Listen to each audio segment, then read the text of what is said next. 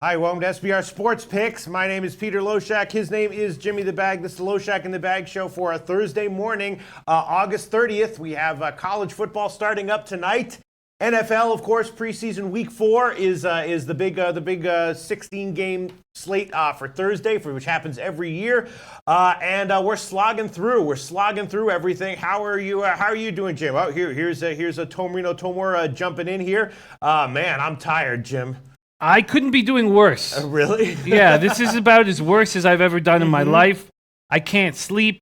I can't eat. My power went out this morning. Yeah. My power went out this morning. Listen to this. I'm just getting the chat going. My power went out this morning at 5:30 in the morning. 5:30 in the morning. Where you think, oh well, you must you're fucked. No, because I can't sleep. I still capped all of baseball. I had all of baseball done before 5 in the morning. I did it between 1 and 5 in the morning. I was on my way through the college football games. I just finished capping completely New Mexico State. I was just finishing off Minnesota. I had completely capped UFC Connecticut. I then capped Northwestern Purdue. And then I was going through New Mexico State and Minnesota. And I have 2 pages of notes on each game. I was losing my fucking mind. And then my power went out. Does that mean I got to sleep for a bit? No, because I'm fucked up. Because something is, what camera am I supposed to look at? We're not using that camera anymore? No, I think it's that one. Yeah, that one. Okay. That one. Yeah. Something's wrong with me. It's affecting my picks. Fade everything I do from here on in. Well, yeah. I mean, I definitely, in the ups and downs of handicapping, I definitely have periods where I know that I'm seeing things relatively clearly, or periods where I know that I'm a little bit lost, and I definitely take it easy. And when I'm feeling lost, and I step it up with confidence, and I trust my leans when I'm feeling like I have a good read on things. You know what I'm saying, Jim? I know what you're saying. There is something that's snake bit about you though, because it does seem like every time you make a decision to go on a play that I'm on, or every time I decide to go on a play that you're on, it does wind up losing, and it feels like it's. Or I get convinced not to make the Pirates cards under 8 a play. I want to apologize for that. I didn't do that on purpose. No, of course. There's no need to apologize. That's what I mean. There's something snake bit about your season this year. Everything is wrong, but Mutt Beast has joined us. And it's been a long time. Out of nowhere, yeah. It's been a long time. And so succinctly put, he says, that sucks. What a guy. Mutt Beast, we've missed you greatly. My man Kyle Jack sent me his Mac preview. So maybe we break that down. When should we do that? His Mac preview. Mac? Yeah. Is there a Mac game today? Not today, but right. We got to have it ready to go. Jay Ryan says, Jimmy, just pop a Zanny. I'm no pills, no powder. Man, I'm got an addictive personality. I'm just a no pills, no. So I haven't been taking any sleeping pills because I know I'll just get addicted to them. I'm trying to get over it naturally, and I am not doing it. But let's not talk about how horrifyingly shitty my life is right now. Let's talk about maybe making it better. Okay, yes, absolutely. Let's talk about it making it better. And yeah, it is. It's just like so weird, like how we talk about the Rangers. Yeah, I know you just said let's talk about it. This isn't about how shitty your life is. It's more just about how there's something weird going on with your MLB picks. It's like your snake bit. It's almost like we talk about the Texas game. You decided to go on that one with me, and that one loses. I thought that was a fine play, but it lost. And then there's the other one, the St. Louis game, the under, which I was on. I felt a little bit nervous about it, and then I talked you off of it, and that one cashed easily. I mean, I bet it, but my unit size was fucking horrifying. I don't know what's going on. I've definitely noticed it. I've been noticing it for a while now. It's like your picks are, it's not that they're not, because I'm on a lot of those picks with you, and it seems like every pick that I wind up going on with you winds up losing, even though I like him just as much, and every pick that, like the St. Louis one that you wind up off of winds up winning. You know what I'm saying? I didn't like that St. Louis. I mean, I thought it was okay. I just felt very nervous about it, and then you're off it, and then it cashes. You know what I'm saying, Jim?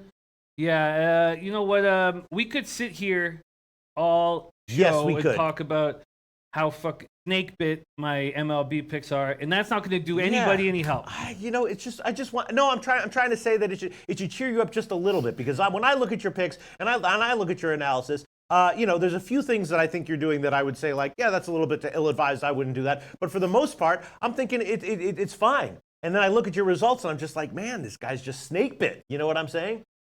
Yes, I know what you're saying. That's what I'm saying. All right, and I know you're saying it just to try to make me feel better. But listen, I'm not sleeping. I'm not eating. I'm falling apart, and it's not helping. All right, so let's just jump right into handicapping. How about that? Let's just jump right into. Let's first give a shout out to some of these guys that mean the world to us. First off, Kobe Valentine's giving us great information here with injuries, especially for the early games. He's got the UConn injuries, Northwestern injuries, Purdue injuries.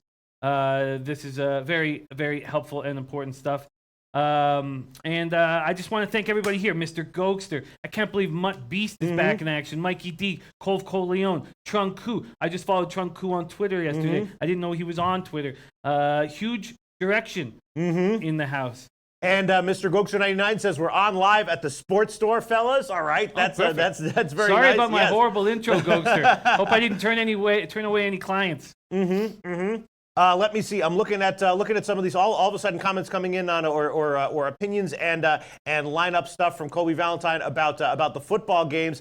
Yeah, I was definitely starting to lean Purdue over Northwestern. We will talk about that one in a second. Although Mutt Beast says Northwestern will win, which is very concerning. I capped this game for hours. You did, I find it extremely difficult. Right. Extremely difficult. The Northwestern game. It is very difficult. I understand the line move. Towards Northwestern. I understand the total going up. I've got pages and pages of notes. So, well, I'm very interested to hear what you have to say about that, Jimmy the Bag. First, let's just quickly bang through the small MLB card. 9 games on the overnight line, and then at about 12:30 Eastern time, let's do a good chunk of handicapping with. We haven't had Anthony L in the chat for a few days. I've missed him. He's so incredible at capping, and he says, "Jimmy, you just need to do some coke and bang some hookers. You'll be fresh as a daisy, ready to go on a win streak." Great to have Anthony L back in the comment section. Great to have Anthony. Yeah, and then our friend Lucrative Larry says, Mr. Jimmy's is one of the most diligent and hardworking humans I've ever met. Whatever goes on, I know he's on the right track. Hard times only make us tougher and sharper. Thank you, Lucrative. That means the world. Yeah, look at it here coming in. Wow, everyone with opinions on these on the Purdue Northwestern game. Ulysses Hayes saying Purdue. Mikey D saying Tulane and Northwestern are very serious leans. Nick Dial, give me Northwestern +1. Jay Scum, I'm on Purdue, but the line movement concerns me. Salty Dog, boiler up. It is an extremely difficult. This is from Salty Dog. Extremely difficult game. I have frat brothers on the team. See, having these cappers who have these inside scoops. Wait, on which team? On which team? On the Boilermakers. Wow, and even that guy's saying it's an extremely difficult game. My power went out at 5:30 in the morning, and I was about just to throw myself off the balcony. I know that we shouldn't make jokes about that. Trunk Koo says, "Yeah, I love Jimmy. I love you, Trunk Koo, and I'm looking forward to following your glory on Twitter." I'm so excited about capping this college football. Oh, and we got Indian Cowboy with us. Wow, and we got King Rail on Northwestern. Wow, okay. Indian Cowboy says, "Prostitutes and beer are living proof that God wants us to be happy." Ben Franklin, man. Indian Cowboy, with the positivity and the humor sometimes out of nowhere. You know what I'm saying? Indian Cowboy joining our chat. I love it. It's been a huge deal. I'm going to send you an email, Indian Cowboy. We're so honored to have you to roll with us. Maybe I'd love it if I could get him on some of the NFL shows I'm doing with Donnie Brightside. I guarantee you that he would love to do that. Okay, we would love to have you. Yellow Jesus is rocking with us. Okay, so let's hammer the baseball card as hard as we can, not with too long. But so then we can start hammering college football, and then on the late show, absolutely destroy the college football. Yeah, absolutely. You might be in for a huge NFL season, Jimmy the Bag. 14-6 CFL. You know what I mean? I mean, handicapping baseball is a unique beast. Football is a totally different situation. You did have a winning year last year in the NFL, didn't you? In the Loshak and the Bag show. With losing 7 units on the Super Bowl. Right, and actually losing 8 units on the Super Bowl, and I still had a winning. And having to make all your picks on Tuesday or Wednesday, right? No, not for your show. Not for your show. Okay. No, we would kind of wait a bit, and I would decide. I wouldn't even put in all 5 all the time. So no, I was very lucky. All right, so let's jump into it. MLB. Brandon Foster says, I will be at the Purdue game. Oh, wow. The place will be rocking. The fan base is behind Braum 110%. Boiler fans are hungry. You should be happy you have Braum. Yeah. There's no doubt about it. Yeah. We can't. People are so excited about the start of football that we can't even get to a. Salty Dog says Northwestern has a great ATS record on the road under Fitzgerald. That's true. They tend to start out a little bit slow, though, or at least last year they did. All right, let's get into it. They started off terribly last year, no doubt about it. And Kyle Jack on the under in this game. Very interesting. But let's get through this baseball. And one more thing we have to do is also give a shout out to Angel Romero. Hit us up with 3 soccer picks. I tailed all 3. 2 of them cashed. Very, very nice. That's a really, really good sign when you give 3 plays, only 2 of them win, and it brings your average down. You know what I'm saying? That's like when you're a starting pitcher in Major League Baseball, you have a 7-inning, 2-run start, and your ERA goes up. You know what I'm saying, Jim? Yeah, no, Angel Romero, just another one of these enormously important cappers to our show, and we're just of course you have to shout out Walter Trotter and let's see. Guys. Yes, King yes, Rail, yes, yes, Salty yes. Dog, King Rail. SM. Make Roy sure you Bennett. guys like and retweet the show. Thank you so much, King Rail, for that support. If you guys wouldn't mind clicking on the SBR odds link in the description box, that would really help us out a lot too. All right, let's get into it. Jimmy the Bag. All right, MLB, let's see what's going on here. The bets that I made on the overnight line, I did take a shot with the under 9.5 in Milwaukee, Cincinnati. We'll talk about that in a second. That's a 12:30 game. I did take a small shot with Pittsburgh, St. Louis, under 8 with Musgrove and Gant. Cubs and Atlanta is very interesting. Fultonavich obviously is doing great, right? But he doesn't really go deep. I was thinking that Montgomery might get touched a little bit, and then the Cubs on the second half might be worth a play. Angels, Houston, obviously an interesting situation. Verlander definitely vulnerable to home runs right now. That's not a fluke, and Heaney vulnerable in general. I did take a small shot with the over in that game, and I would be leaning Angels team total overs as well, and might throw those on. LeBlanc against Montas is an interesting situation. Obviously, Montas is questionable, but I did take a shot with Oakland -1 on the overnight line. I like that. And I guess it is Giolito Day. We'll talk about that one. I stayed off that game, and I think I'm going to stay off that one. And that's pretty much it. Again, yeah, I hit Cincinnati on the under at 9.5. Pittsburgh and St. Louis on the under. I hit that one. Cubs, Atlanta. I didn't hit that one, but I'm definitely going to hit Atlanta first 5 team total over, and then Cubs on the second half. Houston and the Angels. I did hit Houston -1, and I did hit the over 8, and I'm going to take a shot with the Angels team total overs as well. I did hit Oakland -1, and that's it. That's the entire card for me, Jim. Well, I'm unsure exactly what I should do, moving forward. I was thinking of maybe taking the next 48 hours, but that doesn't really make sense. I might just completely slow down my picks, just give a best play of the day. But that's totally fine. I'm not going to give a pick out on the show that I'm not going to bet. I'm not going to. Okay, something for me. I just want the people to know that if I'm giving a pick on the show, that I'm betting it. And I've been thinking about this. I've had 48 hours with 1 hour sleep, so I've had a lot of time to think about this shit. You know what happens to me sometimes? Sometimes this is God's honest truth in my career. Sometimes if I stop betting a sport completely, I suddenly start to see it a lot more clearly. You know what I'm saying? Well, even if I stop betting it, I will cap the shit out of every game every day for you guys. What I'm saying is, just because you don't bet something doesn't mean you haven't given a sincere opinion that you think it's a good bet. And sometimes, a lot of times, in fact, you see this in investing too. The people who do the research and the people who do the advising and the people who do the actual investing are separate people. And there's a reason for that, because doing both of those things can cloud your judgment, and you want each person to do something with clear judgment. In investing, the people who actually invest the money, the people who do the research, and the people who do the advising are different groups of people. It's not one person doing everything. You know what I'm saying, Jim? I do, and that's a great point. Yeah. I just want people to know that if I give out a pick, I'm going to bet it. And we want you to know that we all love you, Jimmy the Bag, and we know you're struggling right now, but you bring so much to the show in so many different ways. And do whatever the hell you want to do. That's what we're saying. I love you, Pete, know what I'm saying? I love the guys in the chat. Well, and it's so nice to have Mutt Beast back. Yeah, absolutely it is. Okay, well let's get to work. How about, why don't you do what I do in CFL, which is just listen, and then when someone says something that you think makes a lot of sense, bam, you just hail it. It's just not how I do things. Okay. Not that I have any disrespect for people doing it that way. I've just done everything a certain way my whole life, and I'm just gonna. Now I'm not afraid if my notes are correlated with somebody else's great advice. Right. Sure. To jump on it, but I'm not just going to be blind tailing. All right. Well, let's start with the 12:30 game, the Cincinnati game. I did hit the under 9.5. It does appear to be headed down a little bit. Heritage is still hanging up there at 9.5 -120, and BetMania. Everyone else at 9. Reed and Miley are definitely, they've actually been pitching pretty well recently, giving some good numbers, right, Jim? Reed has that terrible inning against these guys back in the day. Anthony L says, sorry, I'm going to, Jimmy, give out Rockies -1 and bet it. I tell you what, the Rockies is going to be my only play I know I'm betting on this card. Yeah, Wade Miley has been great. Mm-hmm. And I know 33 Ks, 21 walks, and 15 to 30 isn't great. Mm-hmm. But a 2.32 ERA, he's getting a lot of soft contact. And you're right, Cody Reed is an improving pitcher. The Reds smash lefties. The Brewers are smashing everything right now, but they have some big bats out of their lineup. I feel like this is just the way I am right now, a very uncomfortable game for me to get rolling with. And, watching that Brewers-Reds game yesterday, watching Yelich go 6 for 6, seeing that first 5 just blow up in my face. I find these two squads difficult right now. Their bats are hot. It's a morning game after a huge offensive outburst with bats out of the lineup.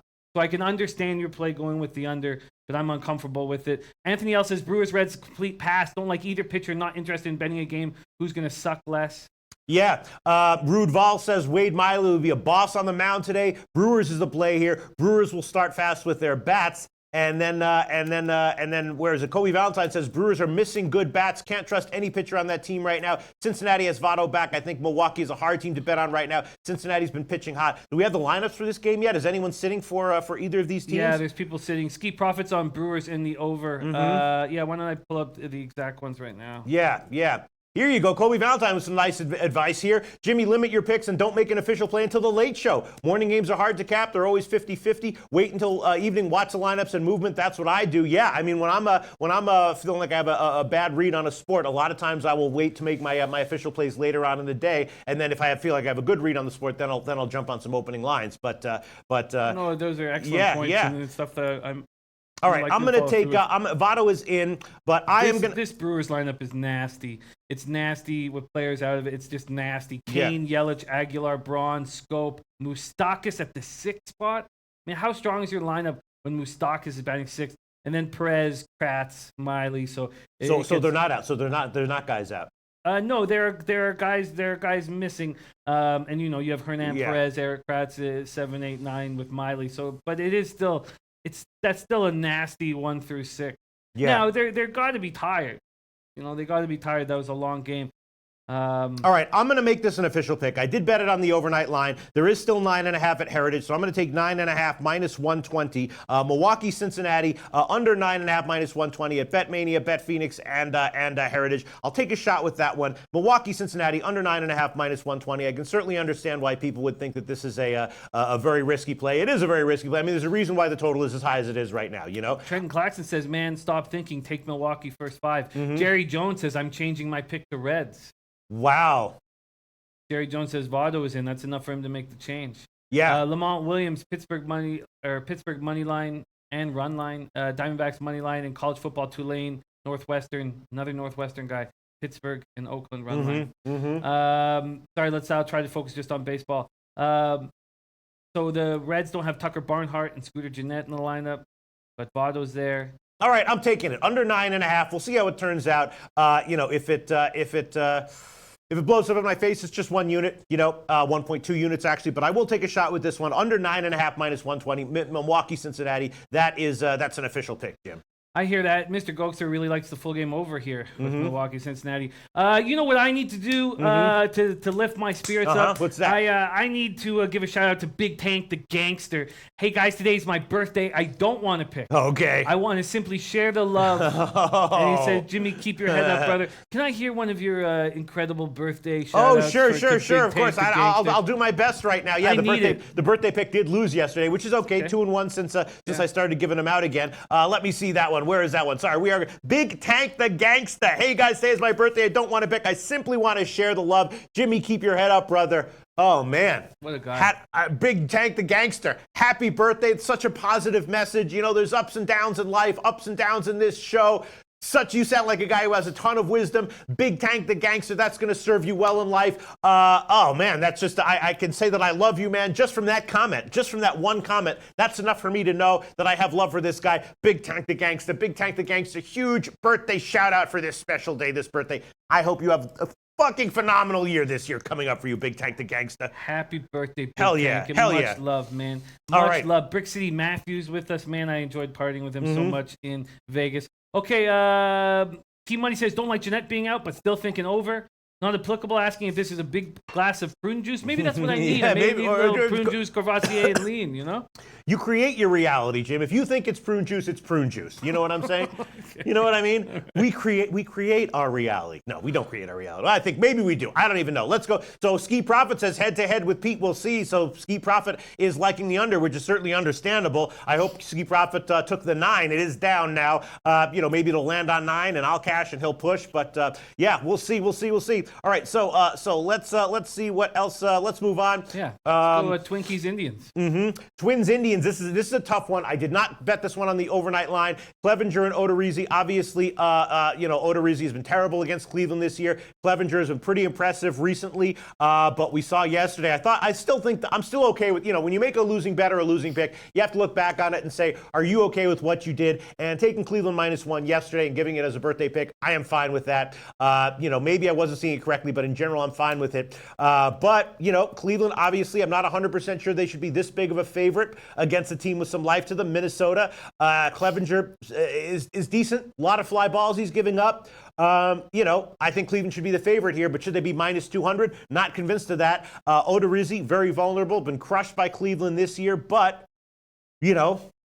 should he be this big of an underdog? I don't know. I didn't make a play on this one. Very slight lean to the under as well, but I didn't bet that one either. And in general, this game is a pass for me. Yeah, I get it. Or maybe Minnesota second half, seeing how horrifying this Indians bullpen is. Game time temp 73 Fahrenheit, wind blowing in 11 miles per hour. Andrew Miller, disabled list, third time. Now, it's not his knee. It's a left shoulder impingement. And you know what? If you had future bets on the Indians, I would be completely fine with this disabled list spot for him. It's not his knee. That's the big deal. Oh, and Miss J letting us know it's sorry, I missed that.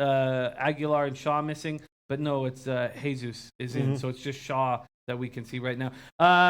Andrew Miller being out is good. Let him rest his shoulder, stay comfortably at night knowing it's not his knee. Cody Allen is a serious problem. Last 5 appearances, 13.50 ERA. He's been pulled from the closer spot. He took the loss last night. Odorizzi's only won one of his last 8 starts, 1-2, 4.61 ERA in that span. His last start was not good. Well, he pitched 7 innings. What am I saying? Not good. He got hit. They lost 7-1, but he looked good. Pitched 7 innings, allowed 2 runs, 1 earned, 5 hits, 4 strikeouts, 1 walk. Sorry, I was looking at the wrong line there. But the problem I find is Odorizzi's 5th start against Cleveland this year. And he's been touched in the first 4. 0-2, 7.85 ERA. Last start against Cleveland, only last 4 2/3. Clevenger's pitching well of late. Yeah. He's made 2 starts against the Twins, looked good. Pitched 7 innings, allowed 1 run, 5 hits, 5 strikeouts, 1 walk. He's pitching well. 9 career appearances against the Twins. He's got 1-2, 3.63 ERA. But with such a terrible bullpen, you just can't back this big of a favorite. No, and I looked at this one. I'd have a slight lean to the under at 9. Now it's down to 8.5. I'm definitely going to be off of that one. And looking at this all different ways, I think it's just going to be a pass for me, Jim. It's going to be a pass for me. Although I could. I guess I would lean Indians first 5, but I wouldn't want to have to put a half run on that. Right. Which is probably what I would necessarily have to do. So wait, who has a terrible bullpen? The Indians?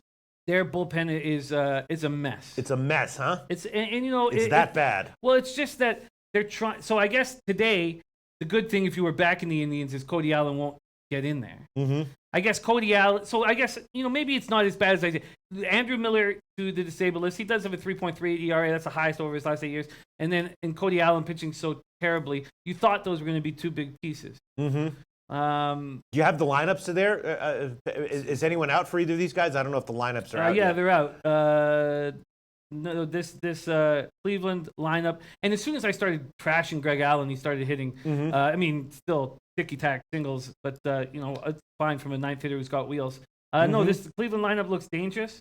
Minnesota lineup: Mauer, Forsythe, Rosario, Sano, Kepler, Garver, Cave, Austin, Adrianza. I'm gonna cry. Yeah. Annie Marak says, people can shout gay all they want. I'd hug the shit out of you in front of God and Pete until it got awkward for everyone because that's what friends do. Oh my God. Annie Marak. What a guy. What a wonderful human being. I wish I could just press a button and give him whatever life he wants immediately in 1 second. Huge shout out to Annie Marak. I'm thinking about taking the second half under here, Jim. Yeah, you can. Hopefully Cody Allen won't mess that up because he pitched yesterday. How are the lineups looking? Okay, not that bad? No, I just went over them. Sorry, I was blown away by the it's anti. We have ups and downs in this show, which is part of what makes it compelling. I hope. Jimmy the Bag, how the lineup's looking? Relatively similar. I mean, Cleveland has a vicious lineup, don't they? And it's looking vicious today. I mean, their outfield is not vicious. Their outfield is one of the softest hitting outfields in the league, and they tried to fix that. I mean, Leonis Martin wasn't really going to do that, but at least it got Greg Allen off, out of the batting line. All right, watch this one, Cash. I'm going to take the second half under 3.5 minus 110. Second half under 3.5 minus 110. I feel a little bit nervous with both starting pitchers here. There might be some scoring early, but I'm going to take the second half under 3.5 minus 110 in Minnesota, Cleveland. I am making that an official pick. Eric Jones says under, guys, Cleveland. Pete, write it down. Yeah, Eric Jones, I was leaning under on the overnight line when it was 9. Now it's down to 8.5, which makes me a little bit nervous. Reggie says, "What's up, fellas? I'm locked in on Tulane." Reggie, I took that one as well. We will get to that in the college football section. Let's see.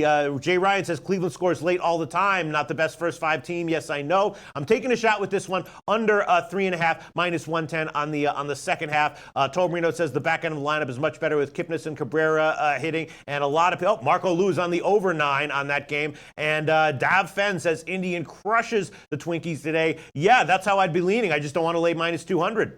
And Anthony L says exactly what I was thinking. Cleveland should be about minus 200 here. The line has no value passing. That's what I agree, and that's how I feel as well. And that's it. So let's hold a comment here. Some bad pen from the. I can't. All right. Let's move on. Let's keep a brisk pace here. I'm in the second half under on this one. Ulysses says likes the over though. Kobe Valentine says Minnesota wins 5-3. Wow. Okay. All right, so let's move on, Jim. Next game on the docket is the Yankees game, Detroit. Now, when I looked at this game, am I going to take the Yankees minus 300? No way. I want to fade Liriano, so I'm going to. How am I going to do that? The old team total overs, first 5 in full game. I don't know if I want to make either of those an official play. But when I looked at this game, I was like, that's the only way I would touch this. No way I would touch the Yankees here at this big of a favorite. No way I would touch the total either over or under. Hap has been great. Detroit doesn't have a lineup, right?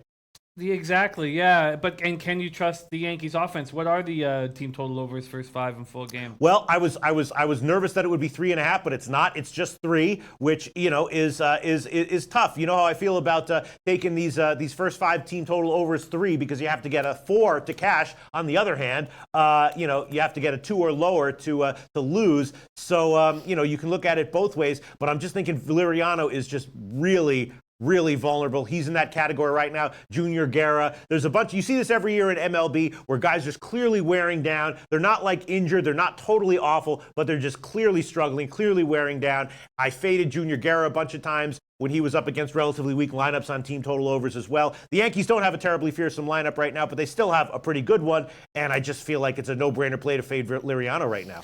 I agree. So sorry, what did you say first? 5-3 in the full game? And I can't not take it. So I'm going to take this one. Yanks, first 5 innings, team total over 3 minus 109. What will we get from Liriano? Maybe he'll be better, but I can't not take this one. So I'm taking Yanks, first 5 innings, team total over 3 minus 109. I might have to jump on that. I mean, there are things that would lead you away from it. Stanton, two hits in his last 26 at bats. Sure. But yeah, the Tigers are just a bad ball club. They're 1-11 in their last 12 games. Jose Iglesias may not be there because of a lower abdominal sprain. Liriano dropped his 4th straight start, allowed 4 runs, 7 hits, and 5 in the 3rd. He has good numbers against the Yankees, but terrible numbers at Yankee Stadium. He's 4-4 with 3.34 ERA against the Yankees, but 0-3 with a 5.48 ERA at Yankee Stadium. Hap 5-0, 2.37 ERA since joining New York. First pitcher to start and win each of his first 5 appearances for the Yankees since Bob Turley in 1955. We Canadians are happy that you have him, Yankee fans. Makes me sick. He's 3-2 with a 4.83 ERA and 10 appearances against the Tigers. Hap faced Detroit twice this season with Toronto and got touched both times. Now, that was a different Tigers offense, right? We can just sort of maybe put a line through that. I don't know. I agree with you. The total is uncomfortable. And obviously, the Yankees as a minus 300 favorite is uncomfortable. You know what I mean? Probably. T. Henderson's on the New York Yankees team total over 5.5. Yeah. I mean, probably the Yankees at -1 or -1.5 does still have some value, but I'm not going to touch it. I'm just going to take the Yanks first 5 team total over 3 -109. For now, this is an evening game. We'll do this all over again at 6 o'clock Eastern time, of course. And who knows, maybe I'll wind up putting on the Yankees -1 here. It feels like there's just, with that lineup and Liriano starting, Detroit is in a world of trouble in this game. But I'm just going to stick with the Yankees first 5 team total over 3 -109 for now. And obviously, I'd be leaning full game team total over as well. And the Yankees -1 as well. Yeah, I mean, I get it. I get it. But I think the play that makes the most sense is just fading Liriano. Yeah. So, you want to make a play on it? Yeah, I'll take the first 5 team total. Okay, Jim's going to take Yanks first 5 team total over 3 -109. Now let's move on. Pittsburgh. Now, one thing I have to do is say to you guys is that I'm only working with my local right now, and that's he use Bet365, which don't have first 5 team totals. So I can't make that first 5 bet. So that does go against what I said in the earlier show, but that's been going on all season. I haven't been able to bet the first 5 team total overs, and I will fix that. All right, we're going to quickly read our R2D2 Finland comment. Finland salutes Chiefs Loshak and Jimmy the Bag had to stop painting the house because did not want to miss the best international handicapping show. All right, let's move on. Then the Pittsburgh-St. Louis game once again. Yesterday, I had the under. I felt very nervous about it. I talked Jim off of it. I didn't do that intentionally. I was just sharing my honest opinions, and of course, it wound up cashing very easily. Both these teams aren't hitting very well. Musgrove against Gant. Gant has been okay. Musgrove coming off a tough start, but I'm thinking he might bounce back here. We know Carpenter. I think Carpenter is questionable or out, and I'm thinking that I don't think Carpenter is going to be out. No, or at least okay. I think it's just like a. I don't know. Abdominal issue, something like that. He just puked at first base. It could be anything like could be anything. He said. He's questionable, but there's tons of injury problems with the Cards right now. And with these injury problems, I don't know how they keep rolling. I predict them to stop rolling. Joricho just went on the DL with his groin. Ozuna's with the shoulder. Holton Wong with the hamstring. I do not know how they can keep this going. Yeah, and the big question here is, will Musgrove bounce back? I think yes. I'm not sure of that, but I think yes. And Gant, will he continue to be okay? I think so. Not sure about that, but I think so. I would be leaning St. Louis first 5 innings team total under, the full game under, and maybe the second half under as well. Yeah, I think Musgrove can bounce back, especially against this lineup. You know, this wasn't a strong lineup all year. There was always one guy firing and they didn't have enough guys firing at the same time, and then they do, and they go on a run, and then injuries hit them. And so I think Musgrove will have a bounce back. He's only started once against the Cardinals. It was that first start of the year, and he looked great. Struck out 7, no walks, 8-1 victory.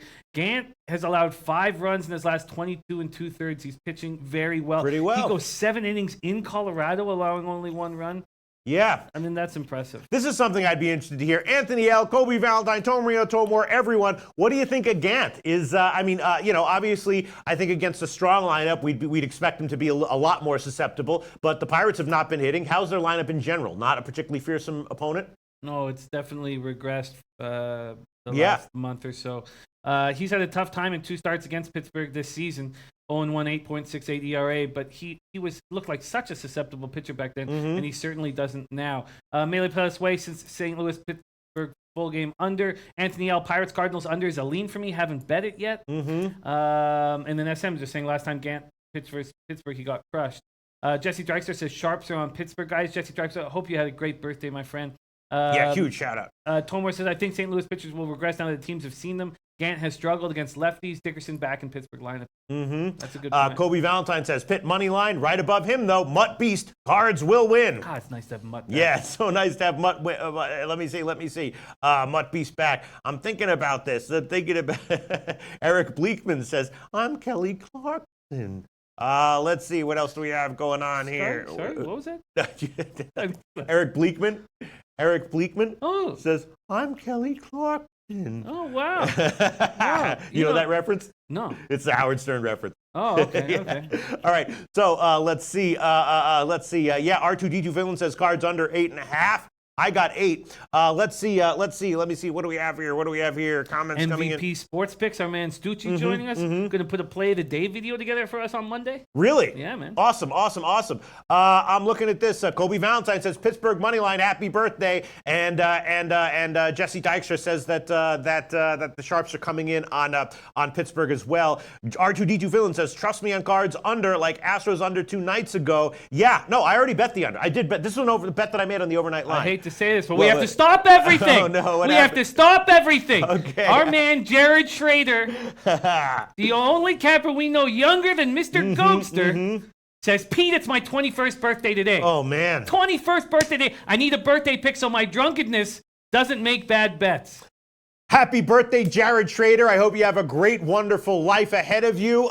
Jared Schrader, I apologize for the world that my generation and generations older than me are leaving you with. It's going to be a fucked up world for you, and I hope that everything winds up being okay for you personally in the midst of all the chaos and wickedness and destruction that we have cast your generation dead set headed for. But aside from that, yes, I can hook you up with a birthday pick. We will give Jared Schrader a birthday pick. I'm trying to think about what I want to give here. Today is a very interesting card. We will definitely give you a birthday pick, Jared Schrader. And most importantly, huge shout out to Jared Schrader. I hope you have a great 21st year. Man, to be 21 again.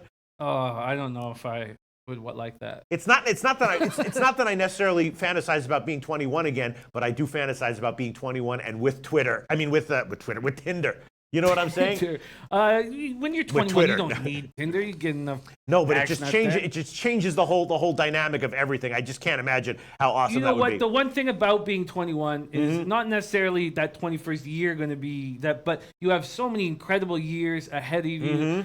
For me, I think 23 was probably my favorite year. At least 23 through 25 were probably the most enjoyable years I've ever had. And you're going to have so many incredible years ahead of you, Jared Schrader. And we're so lucky and thankful to have you as part of the Lowback fam. Happy birthday, my man. Absolutely. The best year of my life was when I was 8 years old. That was the best year of my life, Jimmy the Bag.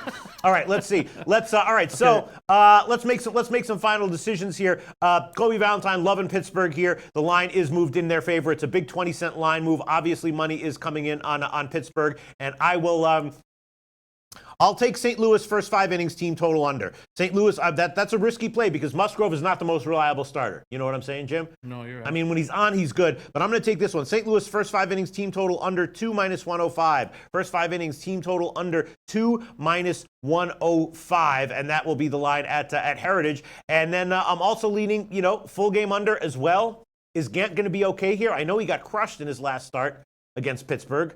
And then maybe Pittsburgh first 5 innings, maybe Pittsburgh -1. Kobe Valentine loves Pittsburgh. Market moving in Pittsburgh's favor. St. Louis having all kinds of problems. Maybe Pittsburgh is a great bet here, Jim. Pittsburgh first 5 innings. I'm thinking about all this stuff. Yeah, I hear you. Fading Gant over the last little while has cost you money. It's like me fading the Rays yesterday. It's a very it's a dangerous proposition right now, regardless of the numbers he's had against the Pirates. But it was Tomor. I believe it was Tomor saying how lefties hit Gant hard. I see a bounce back start from Musgrove. I do too. You know what else I'm going to do? I'm going to double up on this one. I'm going to take St. Louis full game team total under. Full game team total under 4 minus 123. That's the current line at Pinnacle. So I'm going to double up on this one. Full game team total under and first half team total under. That combines a lot of the strong leans that people have in the comments section to both the under and to Pittsburgh. So if Gant gets crushed, but Musgrove is great, then the St. Louis team total unders will cash as well. And if Musgrove is on his game, but Gant is even better, you might get a 3-2 win by St. Louis, and the team total unders cash as well. So I'm taking St. Louis first 5 team total under 2 minus 105 and full game team total under 4 minus 123. A little hard to see St. Louis putting up 5 runs here against this Pittsburgh pitching staff, right, Jim? Especially with all the injuries and Carpenter being questionable. Now, my prediction is that Carpenter plays because of the injuries and he plays sick. And and that's no good for anyone, right, Jim? No, it is good. No, it's good if you're a Cardinals fan. I mean, you want Mutt Beast. Bad pick. Mutt Beast. Oh shit! Really on the unders? Really? Wow. Okay. All right. I certainly am not happy to see that. I now bump my confidence down 0.5% now. You know what I'm saying? I have a model here, and in my spreadsheet, I actually have a column for a Mutt Beast's opinion, and that is one of the factors that I use to analyze. I have 450 factors in my MLB spreadsheet. One of the factors is what Mutt Beast thinks. Yeah, I know. I'm so happy that he's back. We got to rush through it. We got college football. Okay. All right, so let's see. All right, so let's move on. Cubs, Braves. Next on the docket, Cubs, Braves. Like I said, Montgomery, I think might get hit here. Fultonavich, great, but doesn't go deep. Definitely, I'm going to be on Cubs second half. Why don't you talk about this game while I line shop for a second half line here for the Cubs? Montgomery activated from the disabled list, making his 14th start season. Sidelined August 14th with left shoulder inflammation. Hasn't pitched since August 11th. His last start came August 7th. He pitched 6 scoreless. Looked good, but it was against Kansas City. He's pitched at least 5 innings in all of his 13 starts. Made 4 career appearances against the Braves. 1-1, 2.57 ERA. That's all with the Cubs. 3.27 ERA in his last 2 starts against the Braves. He has made 2 scoreless relief appearances this year against them, 3 innings in total. Fultonavich has been a beast during his 5 starts of August. 3-1, 1.38 ERA, 32 and 2/3 innings, 36 strikeouts. Fultonavich has made 1 start against the Cubs this season, no decision, allowed 1 unearned run in 5 innings. He is pitching very well. The Cubs smash righties. The Braves smash lefties. Yeah, my big question here is is Fultonavich going to be going to continue pitching great? And I fear that people like Anthony L. and Tom Marino and Kobe Valentine and everyone are going to say are going to have inconclusive analysis of Fultonavich. They're going to say that at some point he probably regresses, but that they don't know when necessarily, and that because he's been absolutely, legitimately great over the last bunch of starts, right, Jim? He's been incredible. Yeah. There's no doubt about it. You know, Gas Station Suchi, 1982 best year ever, won the Little League World Series. Really? Got to meet Ron and Nancy. Oh, wow. I got to hang with Gas Station Suchi. I'm going to check out. I'm going to check out to see what team that was. But the guys won college football, so let's keep rolling. Let's keep rolling. I can understand how you feel about this game. It's an uncomfortable spot for me. The Braves bullpen's been getting lit up. I'm going to leave it off. All right, I'm going to take 2 plays here. I'm going to take Atlanta first 5 innings, team total over 2 minus 125. Atlanta first 5 innings, team total over 2 minus 125. And then I'm going to take the Chicago Cubs second half money line minus 125 as well. All right, we'll talk about this a lot more in the evening show. Angels of Houston, we have to touch on that one. Verlander getting strikeouts, but giving up a ton of home runs. Heaney just been getting crushed. Or not crushed, no, but vulnerable. I did take a small shot with the over, small shot with Houston -1. I would still have leans to both of those, and more so leans to the Houston team total overs in this one. What do you think, Jim? Sorry, Gokster wants to give us a play of the day video. What a treat that would be. Oh, that would be awesome. Yes. You know what? The key here is that the Angels, who cares that Pujols isn't in the lineup? The Angels actually smash righties. Yeah. And the Astros, as we know, destroy left. So Heaney's pitching better. Verlander has actually, 1 consecutive starts, looks a little better. But both these guys, I think, are vulnerable in this situation. But we know it's the Astros. And is the roof going to be open? It's a bit of a cooler night there. I'm not sure, but I'll tell you what. I don't care. Yeah. I'm going to say 1 pick to start. Houston first 5 innings, team total over 2.5 minus 102. That's 1 pick to start. Sorry, what was that? First 5 team total over 2.5 minus 102 for Houston. I think at some point Heaney is more likely than not to give up a few runs. I would also be leaning Houston on the full game team total over at 4.5, and also leaning just the first 5 over at just 4. Houston could easily get to 4 on their own against Heaney, and if they don't, Verlander could easily contribute 1 or 2 runs. A home run against with how many home runs he's been giving up recently, you could easily see him giving up a home run within the first 5 innings. Wow, the full game total is down to 7.5. Yeah, I don't quite understand that. I did bet the 8, and it's not only is it down to 7.5, but it's down to 7.5 minus 108 at Pinnacle. So clearly, some strong market movement as of right now to the under. My sense is that's probably because the market's expecting a much better start for Verlander than what we've seen recently. His strikeouts are still there. He's just been giving up a ton of home runs. Wow, I'm going to keep an eye on this, but I do have a slight lean to that full game over. Yeah, I mean, I bet that one small, even though I did suspect that it was going to go down. Let's see. Ulysses Hayes likes the Houston over. Eric Jones says Verlander owns the Angels. Anthony L says, if you like all those overs, Pete, just bet the full game total. Kobe Valentine not liking a high scoring. Whoa, Kobe Valentine. Wow, Angels wins 3-2. Oh, God, I hope that happens. Yeah, Verlander's very good against these Angels. 4-0 1.61 ERA in 4 starts this season. Well, why do you hope that happens? Did you bet this one already? No, because I need the A's to win the division. Okay. Changed my life. I got you. Okay. Loudapolo says Houston all day. Tom Marino says Heaney got hammered by Houston last start. I think Heaney bounces back here. Okay. That's interesting. Well, this Astros lineup is not smashing the ball. Mm-hmm. I know over the season they've smashed lefties, but they're not putting up a ton of runs.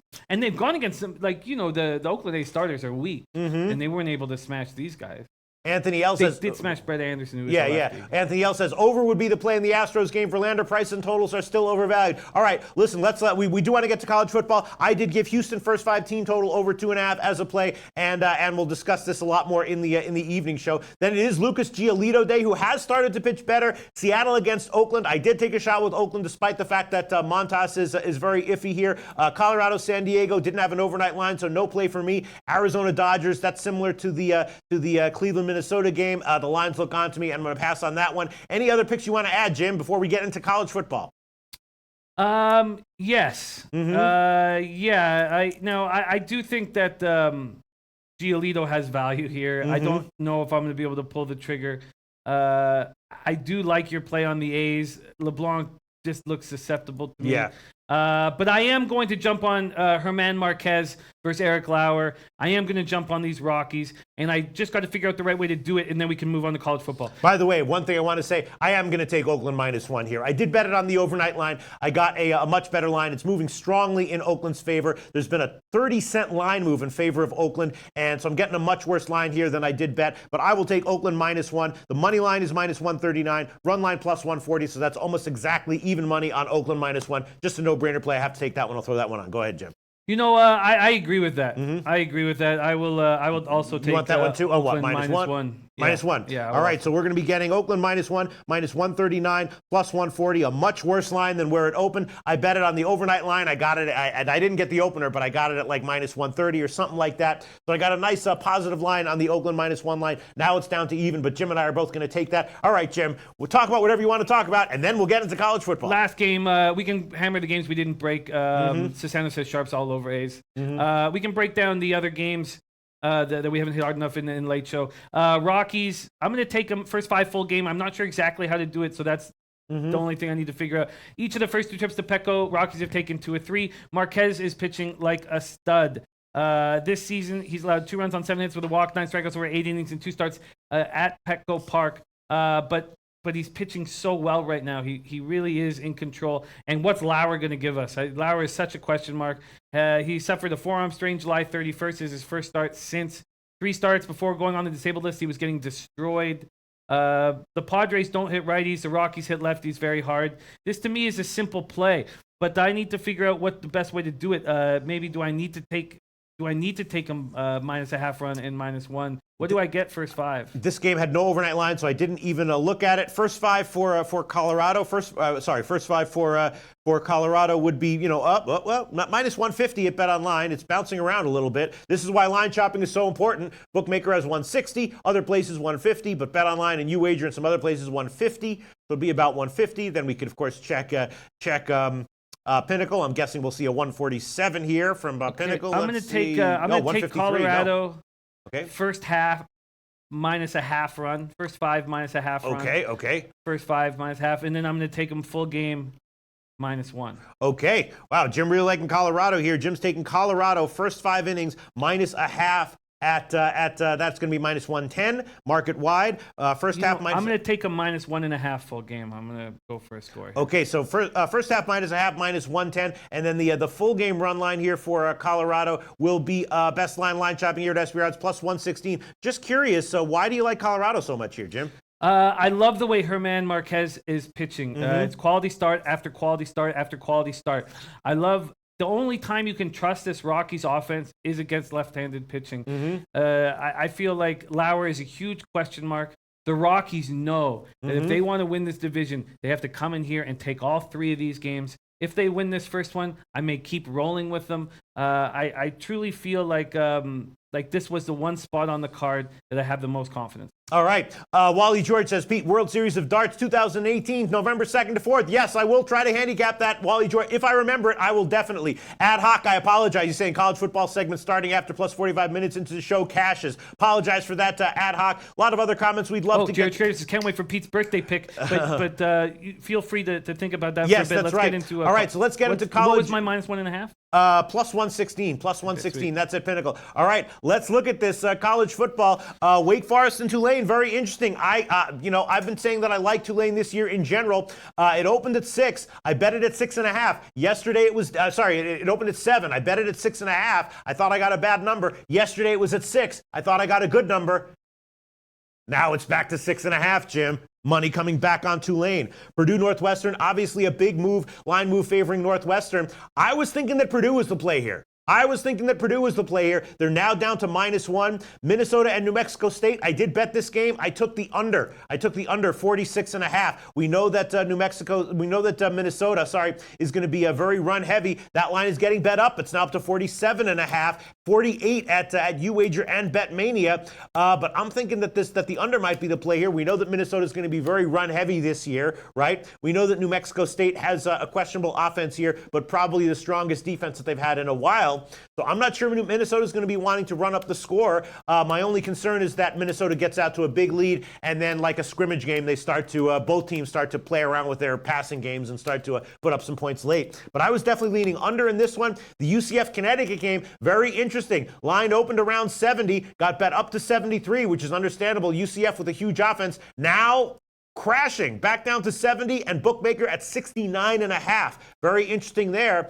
And the Northwestern Purdue game has gotten bet to the over, which is also interesting. I'm not sure I agree with that one either. Obviously, Purdue should have a very effective offense this year, as they did last year, and they have a lot of questions on defense. But Northwestern is not an explosive team offensively. They're very strong defensively, probably even stronger this year defensively. So I'm not sure I would be leaning over on this one, even though I understand why it's gotten bet over. You want to make any picks here, Jim?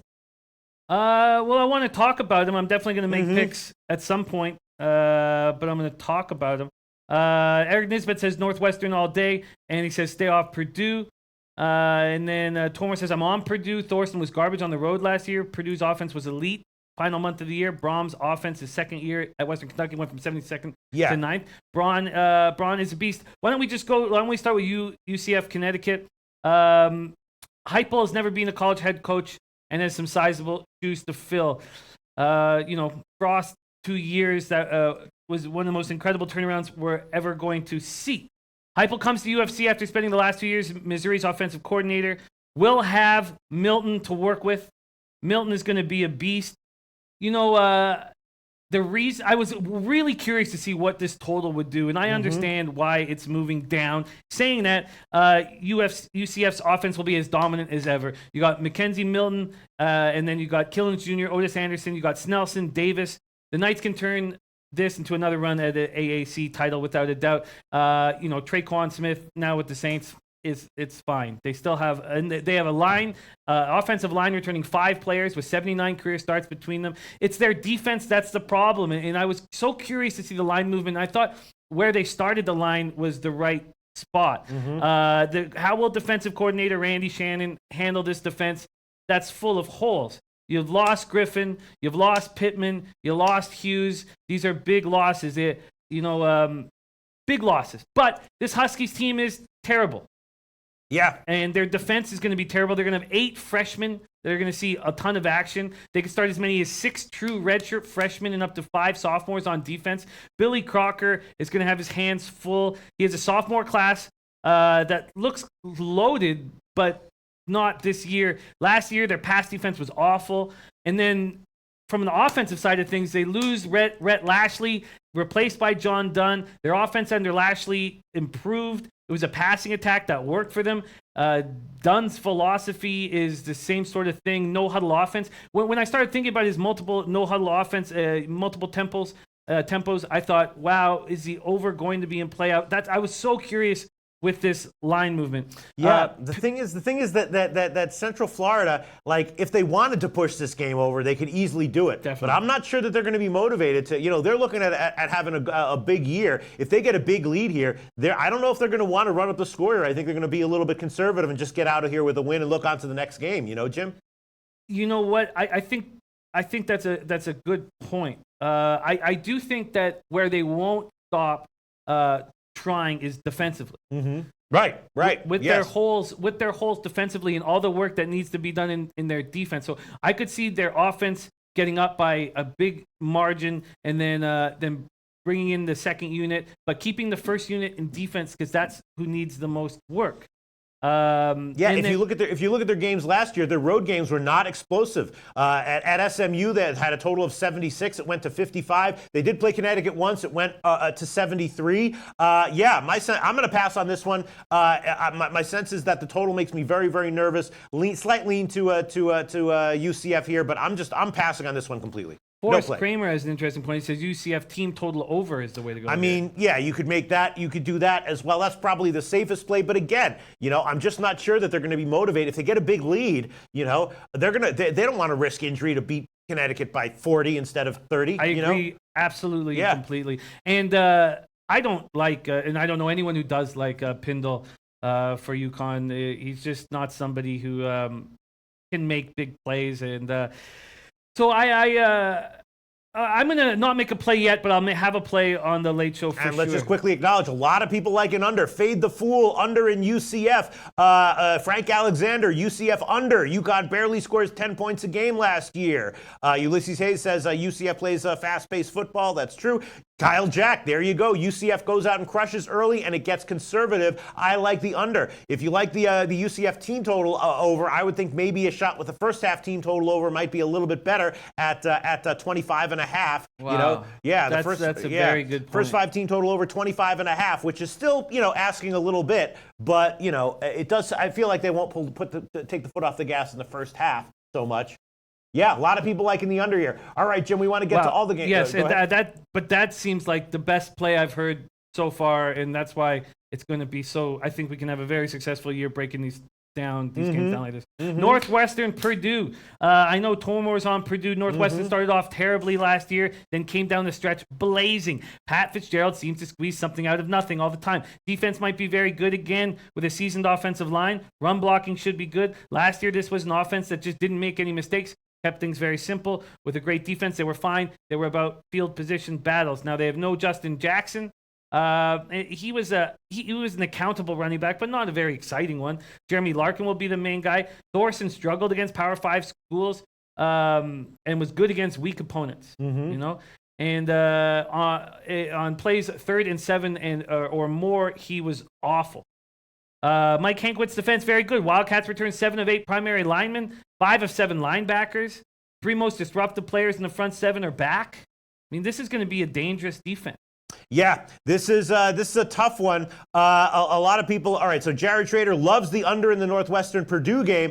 I was thinking that as well. A lot of people. There's so many comments coming in. Whereas Eli Bulldog says Northwestern is the play of the day.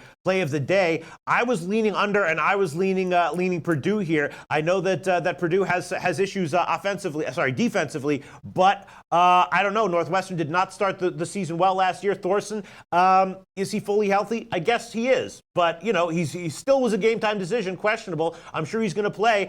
Purdue has issues defensively for sure, and Northwestern has a great defense. But I don't know, man. I'm thinking that Purdue might be the play here. Tom Marino says Northwestern's schedule was a joke last year. Jackson's a huge loss. Thorson was bad on the road. Yeah, look, I mean, Northwestern is a formidable team. And they're a team that I feel like should start out stronger than in the end because they have such a small margin for error and injuries affect them, I would think. They're the kind of team where injuries would affect them a lot more than normal. Kobe Valentine predicting a 24-21 Northwestern win. Salty Dog says Northwestern defense is the truth. I'm worried about my Boilermakers in this game. First off, Brom, great hire. The D was the main reason for their turnaround last year, and it's been completely ripped apart by graduation. That's my only my discomfort with the under. They're starting over in the front 7, completely over, and at cornerback. Their offense plays it safe, which is nice, but last year they avoided negative plays, passing downs, but they were terrible short yardage and not explosive through the air. Sindelar, Blau, last year's top wide receiver, Mahengu, just got cut by the Eagles a couple days. He's not going to be around. But of the 12 players targeted at least 19 times last fall, 10 are back. Mm-hmm. That includes a tight end duo that's very strong in Hopkins and Herdman.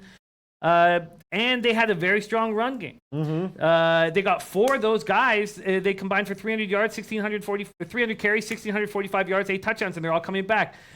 And their defensive coordinators, Holt and Poindexter, had a very good year, and I don't see how they could possibly do that again. Purdue's defense is a problem. Someone specifically asked about Purdue's defense. Big questions for Purdue's defense, and Northwestern has a great D, and it's probably going to be better this year, or at least to start, than it was last year. They have to rebuild a front 7 by scratch. Yeah. Is there anything more difficult? Purdue, you mean? Yeah. Yeah. And then here's some comments coming. The big question is Thorson. Obviously he was a game time decision or a daytime decision, but Adam Lopez says reports are saying Thorson really improved his mechanics and has some more zip on the ball. Yeah, Tomar says Purdue's D returned only a few starters, but the defense struggled last year. I think they will be okay against a Northwestern team that doesn't stretch the field. You were right. This is a nice first game for them because Northwestern's offense is, isn't explosive. Yeah. Well, I would be leaning Purdue and the under here. Not sure I want to take either of these. And although a huge market move to the over, it's now up to the market is all over the place. Heritage at 53.5, bookmaker and the Greek at 52.5. So line shopping here, you can get easily 53, 52.5, or 53.5. That's why line shopping is so important. The market, of course, has moved pretty strongly in Northwestern's favor. They opened as a 3-point dog. Now they're down to 1. You want to make a play here, or shall we move on, Jim? I'm going to make a play, but I'm going to do it on the late show. Sure. I need more time. I need to go over everything. I need to watch this again and get it better because I can't read all the comments coming in. So why don't we just move on to all right, let's move on to New Mexico State, Minnesota. Once again, I did bet this one. I bet the under at 46.5. Now it's up to 47.5 or 48 at UWager and BetMania. I thought the under was going to be a good play here. Of course, I am 1-0 so far in the college football season. I had the under in the New Mexico State-Wyoming game. That game also moved slightly to the over on game day, and I thought that I was on the wrong side there, but it wound up cashing. And I'm thinking the under might be the play here. Presumably, Minnesota is going to be very run heavy here, and New Mexico State, same deal. Questionable on offense, but stronger than they have been traditionally on defense, and I'm thinking the under is and I will give this one as a play. I'll make this one another play. New Mexico State, Minnesota. I'll take under 48. Under 48 at BetMania right now, minus 107. I'll take that one. Under 48, minus 107 at BetMania. Yeah, I mean. You think my analysis is no? I think it's there? sharp. You were on the under in that game to Wyoming. I expected Jason Huntley to be a power on offense, and he had 22 yards on 9 carries. So the question is, can the Aggies' offense improve from last week? It has to. Their receiving core is tiny. They got 5'8", 5'9" receivers out there. I mean, they're going to have a tough time. Had to replace Desmond Candelaire. Brings back 7 guys with starting experience on the offensive line, but they could do nothing. They could do nothing offensively. Just about everyone's back on D except Harrington. Last year's top 4 linemen are back. 8 members of the front 7.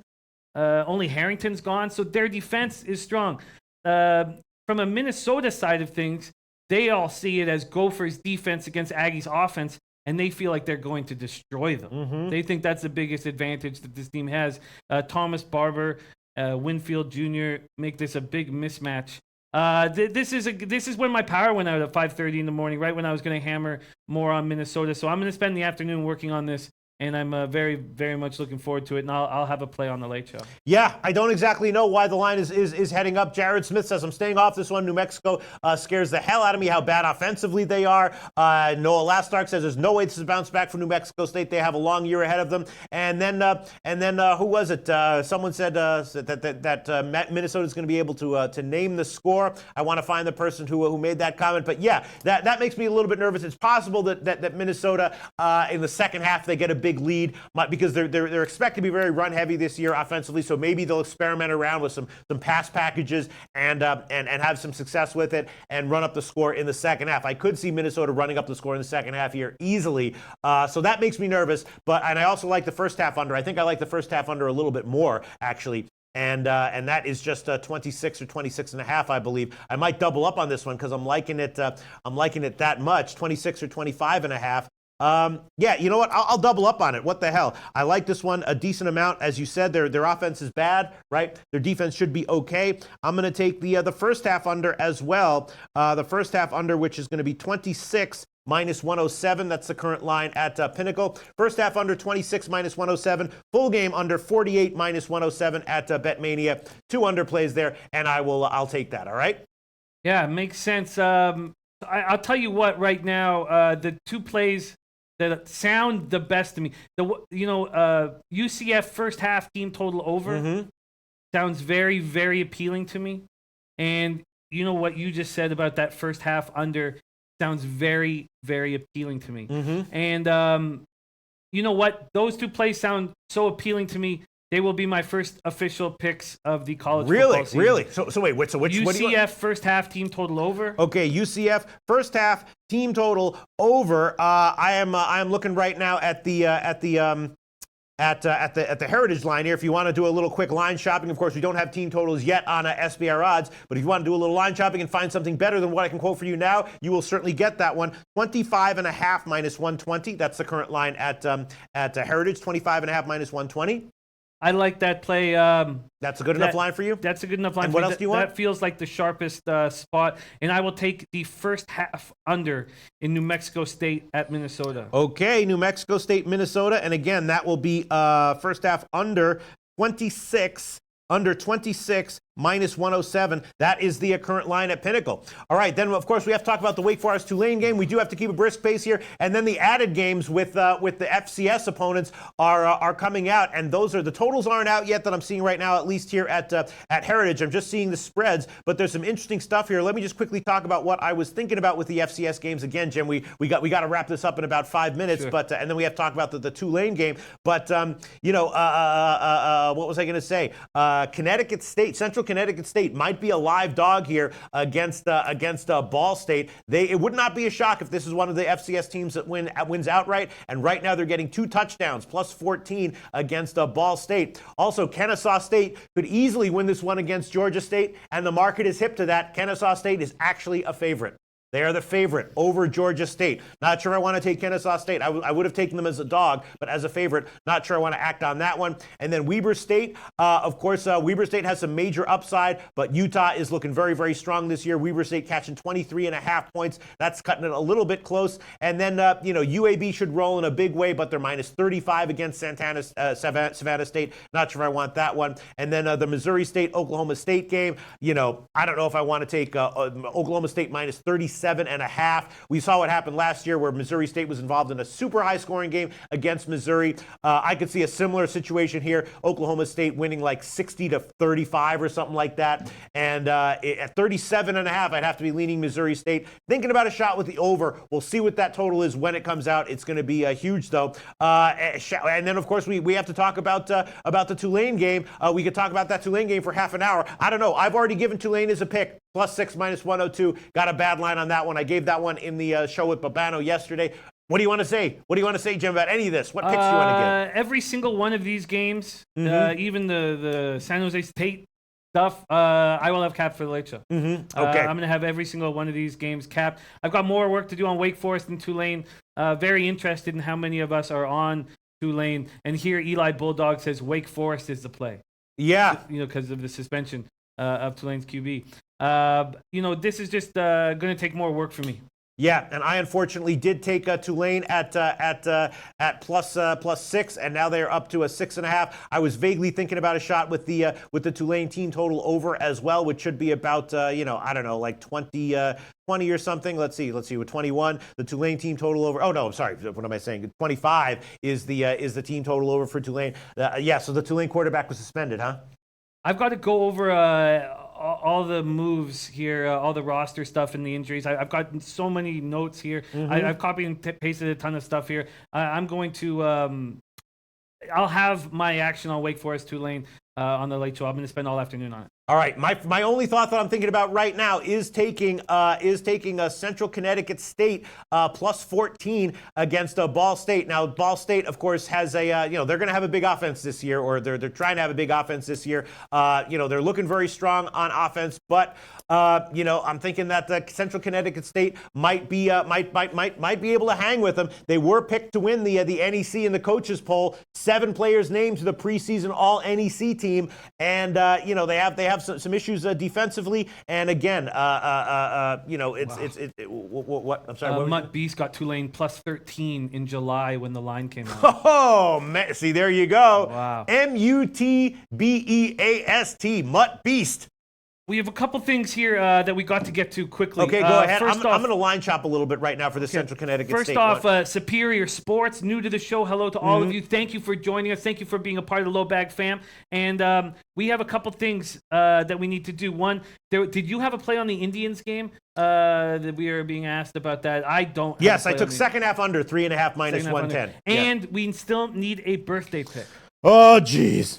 All right, birthday pick. Who's it for again? Who's it for? For our man Jared Schrader, Jared 21 Schrader, years 21. old. Oh man! So this is an extra special one. This is a 21-year-old birthday pick, and I did lose the last one. I mean, Oakland -1 would seem like a safe play, no-brainer play. St. Louis team total under 4 seems like it might cash easily. Yankees first 5 team total over against Liriano seems also like a no-brainer play and relatively safe. Cubs second half money line seems like it's relatively safe. No-brainerish. What should I do here, Jim? I got to give a birthday pick. All right. Let me just think what I want to do here. Jimmy the Bag. All right. I will take. This is tough. Oh, this is tough. Jimmy the Bag. Oh, this is tough. This is certainly tough. All right. I'll make Oakland -1 the official play at even money. Oakland -1 at even money.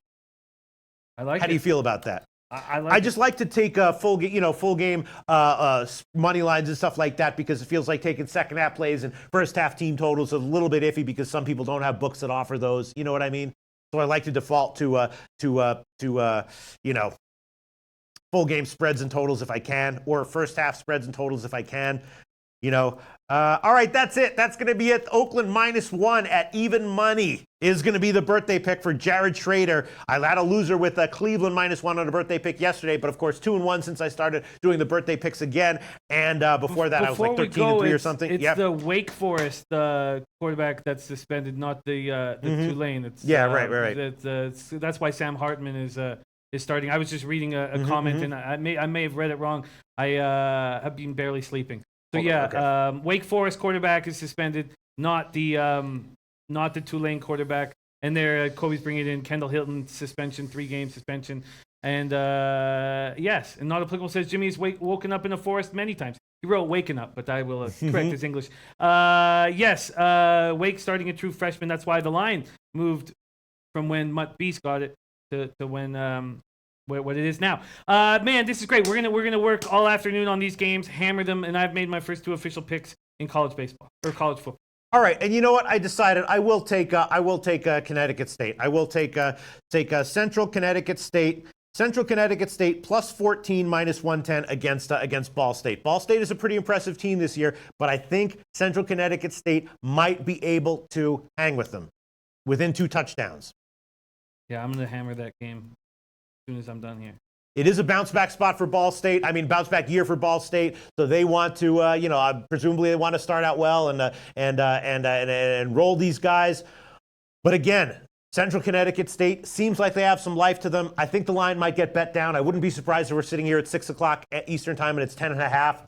I'm going to make this an official pick. Central Connecticut State plus 14 -110. All right, so let's wrap this up. Let's quickly review all the picks that we've given. Jim has given 2 college picks. Central Florida, first half team total over 25.5. New Mexico State, Minnesota, first half under 26.